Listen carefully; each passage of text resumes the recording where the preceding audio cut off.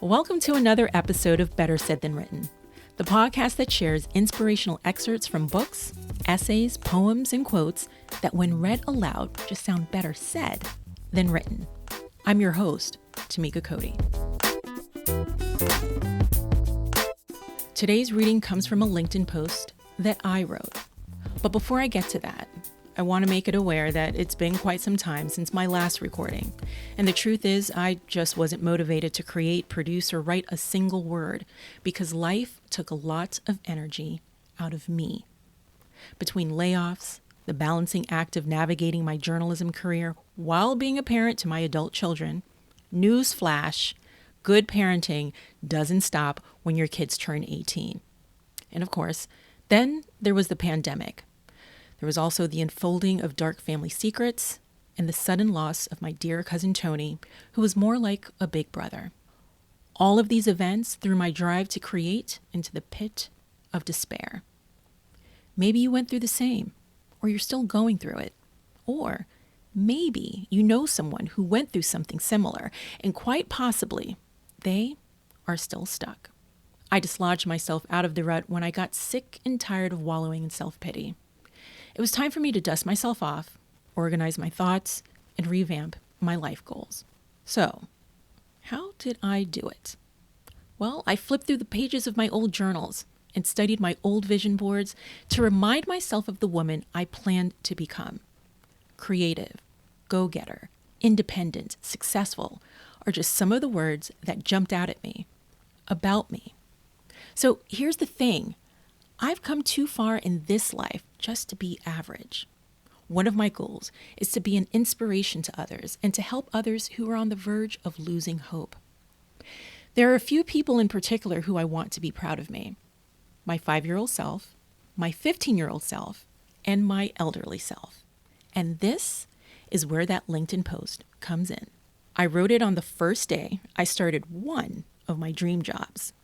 If anyone would have told my 15-year-old self that I would land this gig, she would have asked, how? Adult me would then share the following. People will tell you it's impossible to be a Marine Corps wife, mother of 2, and a full-time college student. Please, don't listen to them. Go get your college degree and major in journalism anyway. The 2-hour commute from Ladies Island to Columbia, South Carolina, and back Monday through Thursdays will all make sense one day. Oh, you graduated from college. You made the dean's list. You'll also have to speed to the daycare center to pick up your 2 little ones before showtime at SCE-TV, WJWJ. Again, this will all make sense one day. Your children are independent adults now, but they remember their mom editing her packages tape to tape and running to the control room with tape in hand to make slot, and then race home to gather around the television for the second airing of the newscast to watch mom report or anchor the local news, get this, as an intern. You are a great example of going after what you want. The divorce, that was tough, and single parenting was even more complex. Still, you made balancing your journalism career and raising your children look easy. After the divorce, you moved back home to New York City. You turned down the second on-air reporting job because how could you live on $24,000 a year? You made more money waiting tables in Times Square. But don't you worry. You finally got a decent finance business journalism job.